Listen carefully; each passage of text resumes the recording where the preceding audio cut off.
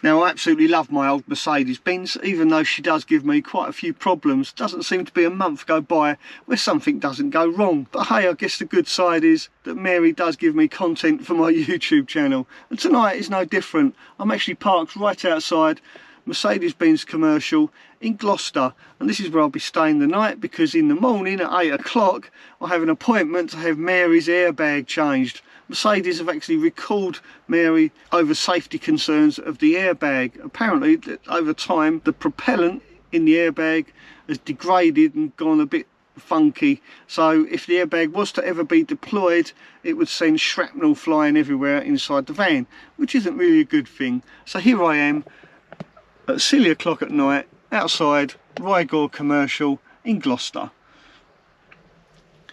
So I'd like to say thank you to Mercedes for their hospitality, and it's good night from me, and I'll see you in the morning.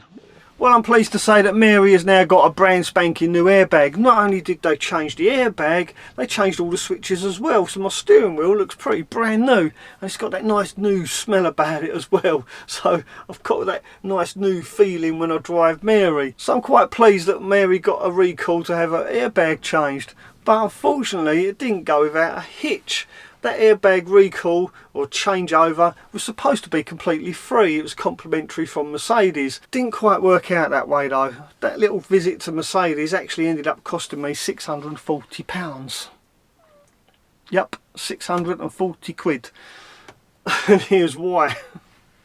So since I've had Mary, I've been plagued with a few problems every now and again, and I've managed to fix them. But one problem I've not managed to fix, and that is Mary going into limp mode now and again. And plugging my computer in, I've got an iCarsoft Diagnostics tool, works fantastic by the way. That is telling me that she's got this turbo underboost problem. And also there's another fault code in there which is something to do with the ESP, Electronic Stability Program. And I've never really put the two together. I thought they're completely different issues, so I've never thought that one would cause the other. I always thought that the turbo underboost was something to do with the turbo system, but more about that later. Let's talk about the ESP problem. So when I took Mary to Mercedes, I said to them, look, I've got a computer, I've plugged it in, and it's telling me that the steering wheel position sensor is at fault, but I'm still getting a reading from the steering wheel position sensor. When I turn the steering wheel 1 degree, it tells me exactly where my steering wheel is. So I'm a little bit confused. So I said to them, whilst you've got my van in the workshop, could you please plug in your computer and tell me whether or not I do actually need to change that steering wheel position sensor? He said to me, certainly sir, we can do that, but unfortunately it won't be free, there will be a charge. I said, oh, that's fine, as long as we can determine whether or not I need to change that steering wheel position sensor in my van, I'll be happy to pay whatever. And he said, well, it'll be about an hour's labour, so it's around about £125 plus VAT. So it worked out about £150 for them to plug their computer in.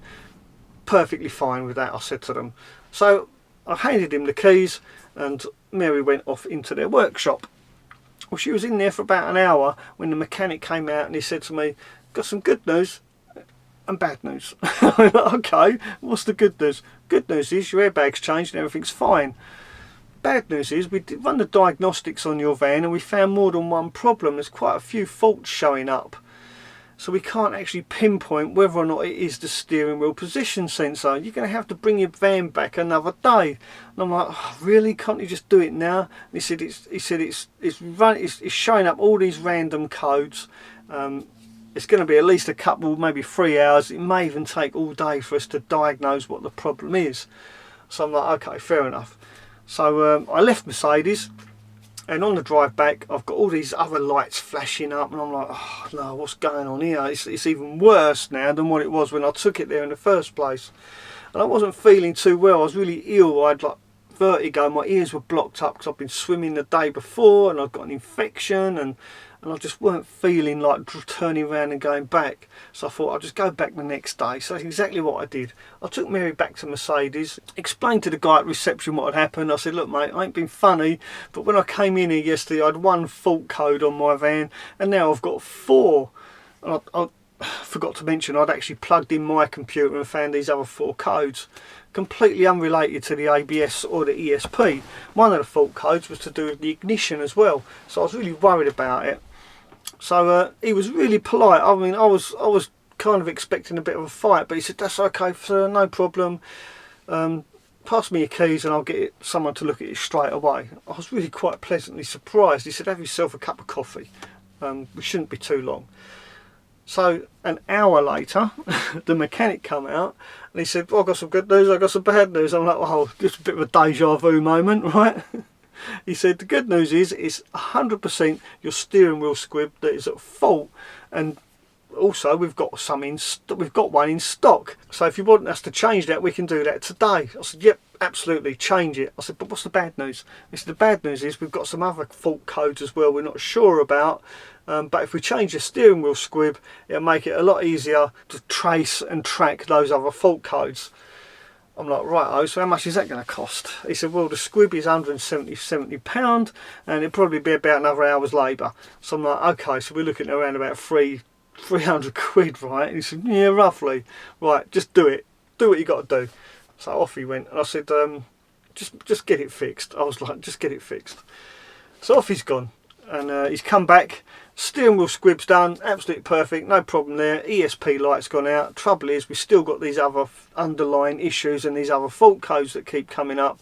We can't pinpoint what they are. We are going to need to do more investigation. I'm like, "Oh, for Christ, when's it going to end?" He said, "But it's perfectly fine to drive. Once again, you can take your van away and come back another day." I said, "Look, mate, if you've got time, have you got time today to fix it?" He said, "Yeah, we can do it today. We can spare another couple of hours." I said, "Right, do it. Give it another 2 hours, and if you ain't fixed it in 2 hours, I'm going to just throw my bollocks at the clock and give up." So about 20 minutes later, I thought I really could do with my laptop. Because I left my laptop in the van, so I went up to the reception. I said, "Can I go in the workshop and get my laptop?" "Yeah, certainly, sir. Follow me." He took me to the van for me to get my laptop. I wish I hadn't, because they had my van in so many bits. I'm like, oh my god, they had all the dashboard apart, all the fuse box was laying down on it, and I was like, oh, I wish I hadn't seen this. Right, you know that moment when you see your van all in bits. And remember, I do all my own mechanics. I don't like other people working on my van, and to see it in so many pieces was like just my biggest nightmare. Anyway, I grabbed my laptop, went off and just hid in the corner with my laptop and did some work online. I think I edited a video or something. Anyway, 2 hours later, the mechanics come out. "Got some good news." I'm like, "So what's the bad news?" He went, "No, there's no bad news." I'm like, "That makes a change." He said, "Yeah, good news is it's all done, it's finished, it's sorted." So I said, "What was the problem then?" Turns out it was self-inflicted. Well, partly self-inflicted. When I fitted my dash cam in my van, I needed 2 lives. I needed one permanent live and one live that was only activated when the ignition is switched on. So I used these piggyback fuses. Now the one that I plugged in for the permanent live wasn't a problem because it was just a spare fuse, there was nothing in there. The one that I chose to use when I needed the ignition switched on, that was the one that was causing all the problems, because that fuse that I chose to plug into was actually my ABS. So that was one of the reasons I was getting an ESP light coming up. Whether or not that is what was causing my steering wheel position sensor to malfunction, I guess we'll never know. But this is the thing, the other problems they found, the ones that the fault codes they couldn't quite figure out, was caused by this. And this could have been disastrous. It was a piece of broken off hacksaw blade laying in the back of my fuse holders, and it was just rattling around across all the terminals. It could have been really bad. I could have, you know, I mean, Mary could have caught fire because of that. So for that reason, I don't begrudge paying the £640 for Mercedes to work on my van. I think finding this at the back of the dashboard was definitely worth £640. So I want to say thank you to everyone at Rydell for their patience and looking after Mary. I really do appreciate it, even though it cost me 640 quid. But on the end of the day, I've now got a brand new steering wheel, nice shiny emblem in the middle of my wheel, and Mary, thankfully, no more fault codes, no more flashing lights on the dashboard, and fingers crossed she hasn't gone into limp mode. since I've been there, and I've been driving Mary around now for an entire week and she hasn't once gone into limp mode. So fingers crossed, Mary is now fixed. So once again, thank you to everyone at Rydell Mercedes for your patience in fixing Mary, and thanks for all the coffees, really appreciate it. So I would say to anybody out there, if you're thinking about using these piggyback fuses, just be very careful where you place them in your fuse box. Make sure you're not placing them anywhere that is to do with the control system of your van. Try looking for something like the cigarette lighter socket, for instance, or the cigarette lighter fuse. That's where I've moved my one to now. When I turn the ignition on, my cigarette lighter socket becomes live, so I've plugged my dash cam into the back of the cigarette lighter socket and got rid of this completely. So there you are, learn by my mistakes. Don't use these piggyback fuses in your fuse box unless you know 100% you're not going to be interfering with the rest of the control system of your vehicle, especially modern vehicles like my Sprinter with all the electronics and gadgetry that's in this van. Yeah, big mistake, huge. And I've also made some other important discoveries this week as well. One of those is to do with my log burner. I found out that these compressed logs you see sitting here, these are from Aldi's or Lidl's. I've got these at a £5. You get 5 of them in there, so like £1 each. And if I cut one of these in half, they actually fit in my little log burner. Oh, I think I've got half of one down here. Yeah, there you go, that's a bit of what's left over. Now believe it or not, this will burn pretty much all night in my log burner. One piece will last all night. So shocked by this. They are just basically compressed sawdust. So instead of going into landfill, it's warming up my van. And the reason I mention this is because people often ask me, how long does the wood burner last for once you've stoked it up with wood and shut it down? And it normally lasts around about 4 hours. But one of these will carry on smouldering pretty much all night long. I put one of these in my van last night. It must have been about 11 o'clock, and 6 o'clock this morning I was still getting heat out of my wood burner. I was really shocked. And sure enough, in the bottom of my wood burner there was one of these all like decomposed and laying on the bottom, but it was still smouldering away and still giving me heat. And it's the first time I haven't woken up cold for a couple of weeks. So really impressed with these. So if you've got a log burner in your van, get some of these from Aldi's. Yeah, well worth it. 50p a night, I can heat my entire van. I don't just use these, I do actually use, like during the afternoon or evenings, I'll use like blocks of wood. But then I put one of these in there at night, burns all night. Really pleased with that. So that's that out of the way.